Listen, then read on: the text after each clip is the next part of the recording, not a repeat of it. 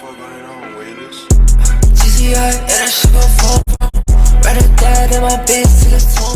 Hello, everyone, and welcome to this amazing episode of Cupcake Media, brought to you by Master Shake in the house. I'm flying solo again, much like many things in life. We still don't know where Techie is, but we hope he's all right and doing well in this crazy world that we do live in.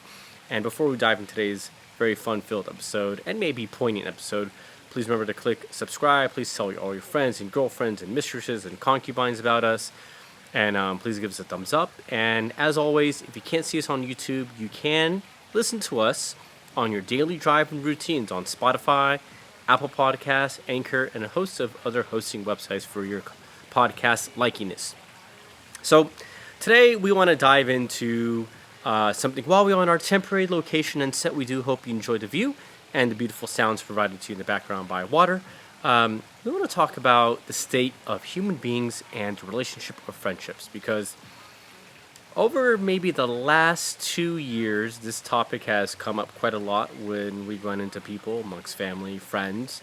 I mean, geez, like, what friends are there right now in this world, right? As someone very close to my heart once said, in your world, friendship does not exist. You only have enemies. And that's said quite well. And, you know, while there might be many different facets to why the relationships between human beings has dumbed down and is not as poignant as it once was, we're going to kind of go over, maybe just deep dive into what the hell's been going on. Just some common themes that have occurred for those of us living in America and North America, to friends we have out in Iran and the Middle East and Asia and in various parts of Europe, especially like in Sweden and primarily in Italia. And I think the first thing we want to go into is how we have to acknowledge how Instagram, Facebook, aka your social media, and TikTok now, along with the advent of your iPhone and other smartphones, in this last decade have fundamentally changed the way we act as human beings. And we all see the funny memes of, you know, you wouldn't dare say this shit in person, otherwise you would get punched in the face. And I think people keep saying that because the problem is we see how rude people are behind their phones and their computers and their tablets. And they're now kind of, you know, in this post-COVID world, they're now kind of displaying the same type of stupidity and aggression in real life. Now, in many places they can't be punished because we have cupcake laws that don't allow you to punch rude people in the face. In the beginning, maybe these were good ideas, but I think because bad behavior keeps getting rewarded, they know that there's no punishment, right? And for some people, they actually have been getting punched in the face, and it's a rude awakening. But we have to come to accept that our phones, the social media world, they have really changed us. And to give you a very quick, easy example of how we have changed, physically and internally have changed. If you take a photo, if you take an MRI scan of a, let's say, cocaine addict or a drug addict, and you get an MRI scan of someone who is not a drug addict at all and doesn't even do any drugs, but they play on their smartphone a lot, their iPhones or Samsungs or Googles, etc., those brains look identical. So we know from an addiction standpoint, we are no different than the homeless people that, you know, some people in LA make fun of for being like crackheads, right? And meth heads. We are no different than that in terms of our brain anatomy and makeup right now. So we know we're addicted to these things. But when it comes to human beings, what's interesting is the quality of relationships, I would really say in these last 10 years, 11 years, has really deteriorated. We've gone from wanting to have meaningful, deep relationships to just very superficial, fake shit, much like what we post on our Instagrams and our TikToks, where we want life to look fantabulous. And while we should always strive to make our life fantastic, you're going to have some tough days with some mudslides, you know? And it's a matter of how we deal with those difficulties that we can prosper. You see, not so long past, pre-2010, there was a moment, and especially, like, let's say your parents' generation and your grandparents' generation, friendships were quite unique, especially if you came from outside of America. Like, let's say you take a place like Iran or Italia, right? Excuse me, there.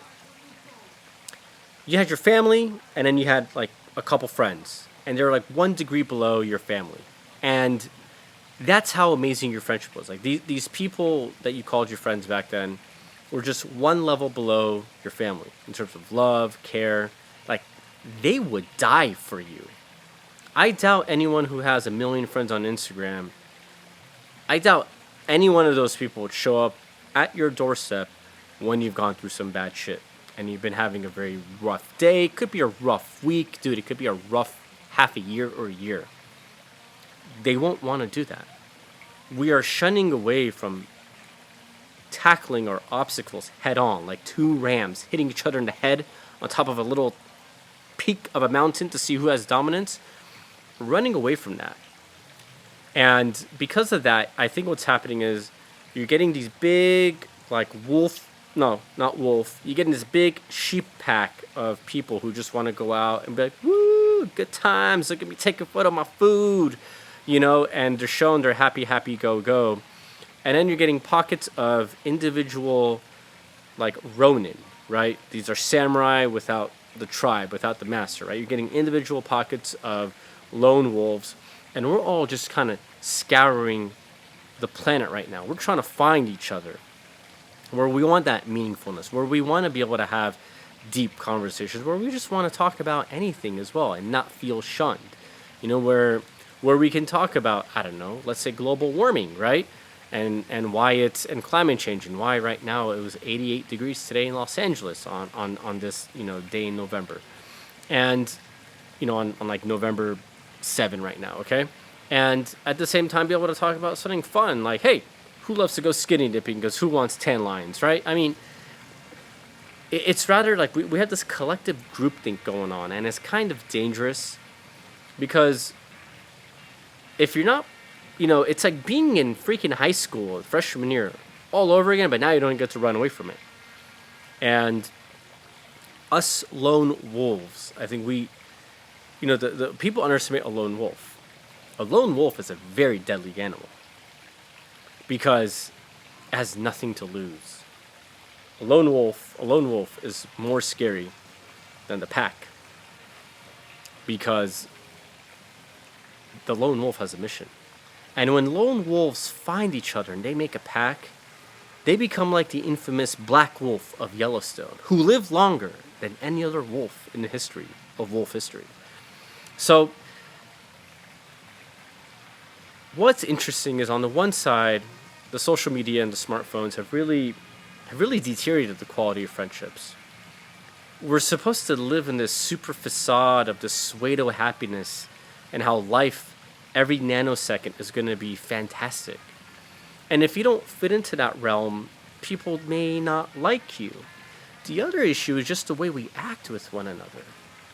The civility of being a human being, the common decency has completely been eradicated. I mean, I was telling my wife, who has her, who has her own therapy program. She's a mental health professional. She's, her Instagram is at Hello Cat Therapy, like kitty cat, okay? If you guys have questions, you can always hit her up. But we talk about this, and a couple of other friends. We talk about how the people were just very belligerent. And we know through the Facebook files. I mean, for those of us who were truly awoken, not woke, because that's for cupcakes, okay, but awoken, we were enlightened. I remember getting my MBA, in the last decade, in 2012. It was my second to last year. And I was talking with one of my psych professors in my MBA program about how Instagram is really warping people's perceptions and the way that they act. And it's fundamentally just changes their perception of what real life is about. And not to go into too many boring details, but I talk about how it's changed their perception. And we know now that through the Facebook files that the Wall Street Journal has done an amazing job of this. That these algorithms that people are talking about have really brought out the worst in humanity. We have really pinned one another, like we've been pinned against each other. Like, I can say, wow, look, the sun is still out. And someone's going to be like, no, fuck you, man. It's dark. There's no sun.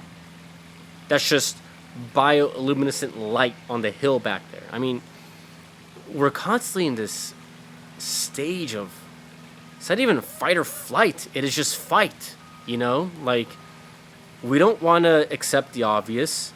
We don't want to ignore the stupidity. And we want to normalize the insanity. It just makes no sense. But these things have really deteriorated the way we all act with one another. I was talking with my cousin today, who doesn't live in America, and he was saying, you know, in the last couple of years where he's at, he's seen the quality of human beings deteriorate as well. And he comes from a land that is about 10,000 years old, right? So rich in culture and history and philosophy, can contribute so much to the world and how we can approach things, especially on difficult days and on days of how to be like humble and have some civility when you make it to the top. But he was saying, you know, people like, he's like, dude, it's one thing if you want to be the bloody Kardashian, right? And like, you know, they are partly to blame for all for all this mess. 1 second, we have to have a little water break. For those who don't Spotify, we apologize. Probably a fly one in our mouth. But you know, you know, we talk about how the Kardashians are really a mess because they are like the world's worst oxycontin that got released into the society because they have made everyone want to be fucking lazy and just showcase their ass the whole time. So anyways, we're talking about this and he's saying, yeah, he's like, dude, so you go out people and they're talking about like what fucking shorts or pants they bought or what shoes they bought. And you know, or they're just putting out on Instagram like, oh, look at these shorts that I bought, and we're just making fun of it because like, I'm like, man, I get so tired of that. It's like I'd go out to eat with my wife and her friends, and one of them would always want to take photos of, or you know, a couple of them would always want to take photos of food, and I'm going, dude, like I have friends that live in Africa, like for people there, and there are many people even in America who are fucking dying of starvation. Okay, they would think we are insane.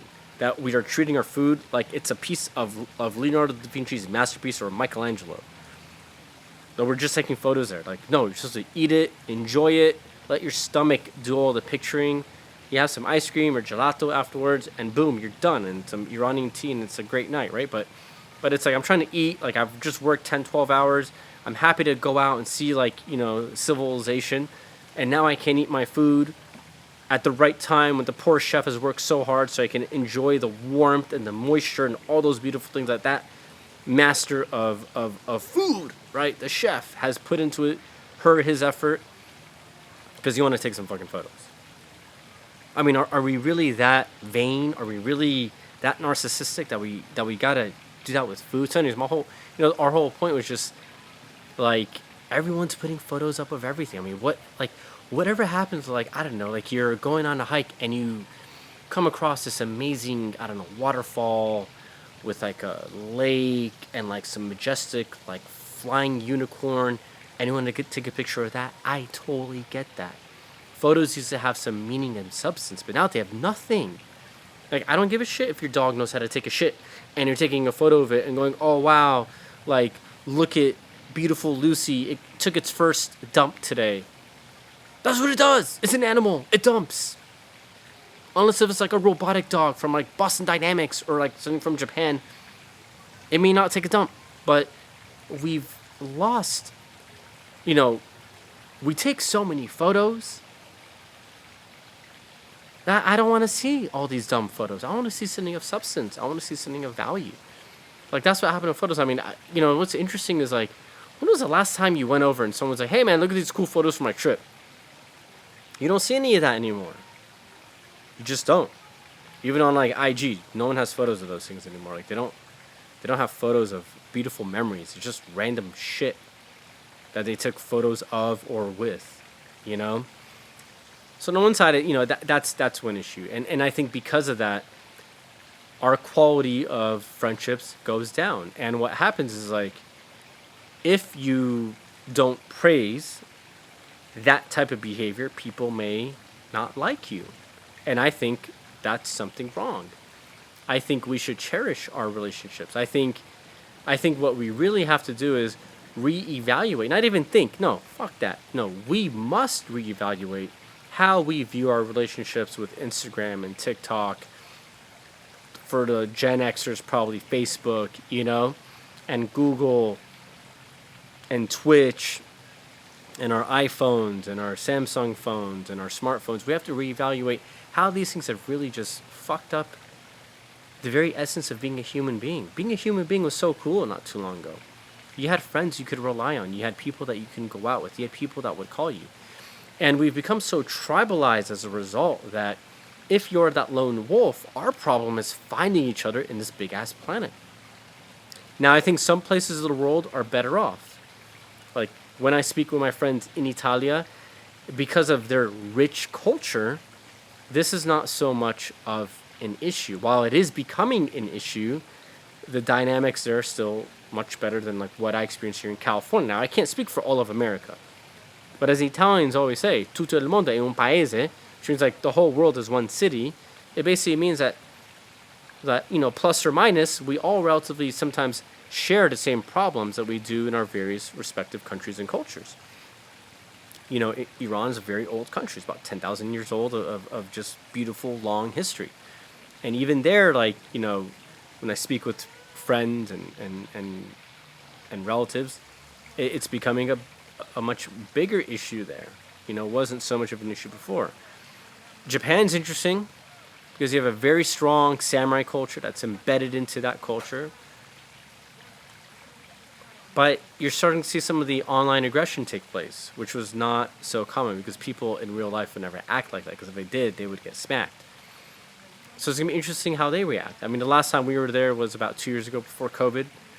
And just seeing everyone, I think in a place like Japan, because you constantly see so many people every single day, like the moment you wake up, you got going to train, you're walking, you go want to go out to dinner, like you're seeing like hundreds of thousands of millions of people like every single day, in most of the big cities, right? Because like 80% of Japan, like they live in 3 main areas of Japan. It's Tokyo, Osaka, and I forgot the third one, so I apologize. But anyways, I think because of that, there is this like balance of like, I'm gonna play on my smartphone. I might be an asshole, but when I go out, I'm going to act like a normal human being. Or maybe they will still be an asshole. I don't know.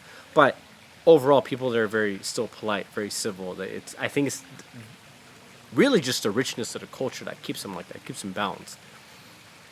The other issue we have is just people are just always on edge with lately. Always want to argue. We can't be happy for one another. That's been a big thing. No one can be happy for another person's success.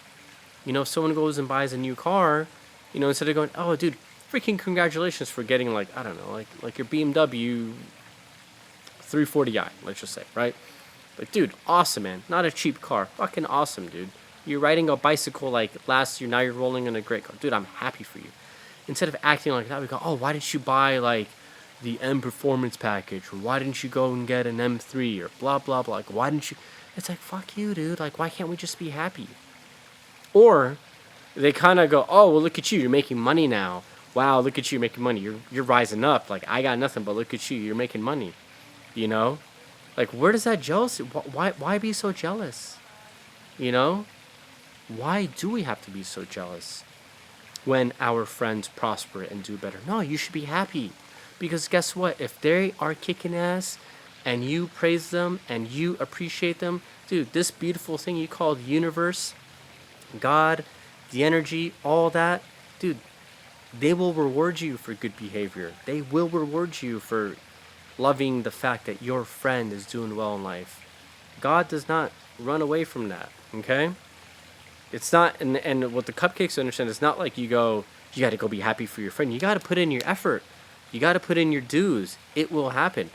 But if you are happy for your friend doing well in life, God and the universe, just from a philosophical standpoint, right, that good energy that you put out will be returned to you and it'll be put back into you and you will do well. For people that I've met who've done fundamentally well in life, they enjoyed seeing other people do very well in life. It's only the cupcakes who don't like seeing other people do well. They get jealous, they get bitter. I mean, why? What's the whole point? You know, why we are if you're getting jealous and bitter and envious of your peers doing better than you in life, then you are not a mature adult. You are still a child all around. And maybe that's the problem. Maybe none of us grew out of childhood.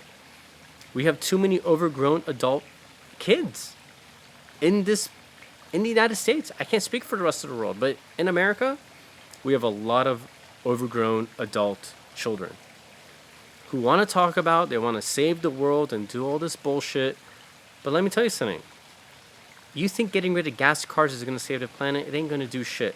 For as long as all of you want to keep putting photos of your asses up on Instagram and OnlyFans and TikTok, and you want to keep taking photos of your stupid dog taking a shit, or the fact that you just bought some Nike shorts and you want the whole world to know about it, like, you ain't making money off of that. No offense. You're not doing anything. But you know what you're doing? You are ruining the planet, because we got to make more data centers for all these stupid little photos that we got to keep storing and making more and more data centers, which generate a lot of heat and they consume a lot of electricity. Say all you want for Bitcoin mining, but there's way more people on social media than there are people mining for Bitcoin. So you can talk about you want to save the planet, but you're all talk. You ain't shit. You guys do not care about what is really happening on this planet. From climate change to global warming to the way that human beings have just de-evolved into a bunch of little freaking demons where we can't be nice and civil and respectful towards one another, and our friendships are nothing but piles of shit filled with a lot of fakeness, and we enjoy being in that fakeness. And one thing I want to say to the people who are not cupcakes out there, maybe the cupcakes might learn something from this. One thing I do want to say is, if you cannot enjoy life by being alone and having nothing, then it doesn't matter what God and the universe give you.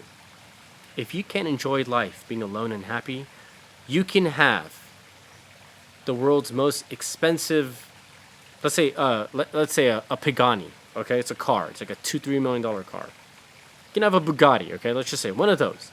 And you'll still be bitching about why you didn't get the other model. And that's the problem. Because you see, we have become so accustomed that we need to look good and be happy, and that life is magnificent all the time, and that we have to be around other sheepy people and be in a group of 20, because if we're not cool, right? For the social media world. Fuck the social media world. That we can't enjoy happiness at its finest level. If you can't enjoy being happy alone, then it doesn't matter how many clone friends you have, you can't be happy around even one friend. You're just going to be a fake happy. You're going to be a fake happy, much like how you're a fake activist in a sense where you want to save the world, but yet you're doing nothing about it. You're contributing to the problem. You're contributing to the problem because you keep taking all these photos and videos of non-essential important things that have zero substance and value in your own life, let alone the lives of others. Much like your friendships, they have no essential value. They have no baseline of a value. They have no real depth and meaning. And I want all of you to think about that. Because it's one thing to say, no bad energy. But really, is it that you don't want any bad energy, or is it that you keep exerting a lot of bad energy onto people around you, and that you can't be happy for other people's success, that you cannot be happy when other people prosper and do well, whether it's academically, whether it's financially, whether it's in their work, whether it's in their craft, right? They might be making tables and they become the best table maker in their town, okay? It's just you can't, is it that you don't want that bad energy, or you just don't like seeing other people do better, and therefore you don't know how to control your baby emotions, where you are suddenly displaying a lot and exerting a lot of bad energy? Because talk is cheap, cupcakes. Talk is very cheap. And when we look at the way human beings are, it is just a shame to see how we have just degenerated so badly and gone so far ass backwards that even if we lived in fucking 8,000 BCE, okay, these people in our society right now wouldn't survive 7 minutes before the rest of the other humans killed all of us, because they go, wow, these people These people are a virus, and they are vile. They have no values. They have no substance. They have no meaning in their relationships. They don't care. They don't care about other people's well-being. They want everything to be the best for themselves, but they actually don't want anyone else to do better. They want everyone to treat them like they are a king or queen, but yet they do not want to treat other people with any respect. And that's a big problem. And I hope that if you listen to this, that amongst your own peers, when you see this debauchery and this level of bullshit, that one of you will have the courage and the dignity to speak up against it. To be like, hey guys, if you really need to take more photos of food, let's just enjoy it. Because you know what? Not only are there like hundreds of millions of people who experience starvation on a daily basis, but in the United States alone, starvation is a big issue. Let's enjoy the food. Because you know what? Some animal died, or a carrot got pulled out of the ground, and we should really appreciate the fact that we can eat this food and feel nourished tonight. We should give our thanks to the universe and to God that this is happening. And I know God is such a scary word in America, but the truth is, I think when we lose our souls, and this is just a philosophical speak, right? The reality is that when you deviate from the universe, when you deviate away from God, when you deviate away from, let's say for people who aren't, Judeo-Islamic Christian backgrounds, let's say you're Buddhist, right? When you deviate away from the core of your spiritual essence and you have no substance, this is what happens. We are seeking gratification in all the wrong areas. Having nice things is amazing. I applaud anyone who has amazing things. But it doesn't mean that you do not know how to be humble. It doesn't mean that you do not forget how to be a nice human being. It doesn't mean that when we go out, if someone says, wow, like look at the moon, you go, fuck you, man, that's the sun, when it really is the moon. It does not mean that we have to always be on edge. It does not mean that we stop caring about our friends and we don't call them for like a year or 2 years, especially when they've opened up to you and they've told you how they have felt, or that they have experienced a tragic loss. It does not mean that we ignore them and then you expect in return for your friend that you have just ignored, or friends that you've just ignored, for them to be there when your stupid boyfriend on Tinder breaks up with you. And when we lose some of that humbleness, when we lose some of that ability to be grounded deep into the earth, where we feel connected with all the energy of this planet, and every organism, and every plant, and every insect and animal, and the air, and the leaves, and the humans, who are also animals, and we feel the energy of the universe, right? And we feel that energy of up above, of the one, right? Whatever that the one is, of God, and whatever God is for you, right? When we feel that, and when we run away from that, we are trying to find our validation in the wrong places. And maybe this is why, from a philosophical standpoint, we are just so confused. And we want to take a photo of this, and we want to take a photo of this, of my hoodie. We want to take a photo of like the shorts we just bought, instead of just having some meaningful conversations. And if you're 13 years old, maybe this will resonate with you. I hope it does. Maybe you guys and gals will be like, dude, like, let's just go and have fun. Let's be teenagers. Let's go and like boogie board at the ocean this weekend. Let's just do it without having to show off who bought the newest boogie board. Let's just go have some fun. Let's be there for one another. So, on that note, I think it's important to acknowledge that our smartphones and iPhones and our Instagrams and TikToks and all these silly things have really brought out the worst in humanity. Because if you don't believe me, the whistleblowers from Facebook have shown it to us. The Wall Street Journal articles have shown to us that Facebook has purposely put us against one another. It has brought out the worst emotions in us as human beings. It has made us vile creatures who are constantly in a state of fight and warfare, to the point where many people don't want to go out anymore because they're tired of seeing people argue over the dumbest, stupid little things, like if Nicki Minaj or Cardi B is a better rapper. And I'm sorry to say, Cupcakes, but they both fucking suck compared to the ladies of the 90s. But, it's important to note that as we end this episode, that when you go out, if you see people bullshitting, kindly maybe tell them, like, pull them to the side. Like, hey, man, you don't need to bullshit.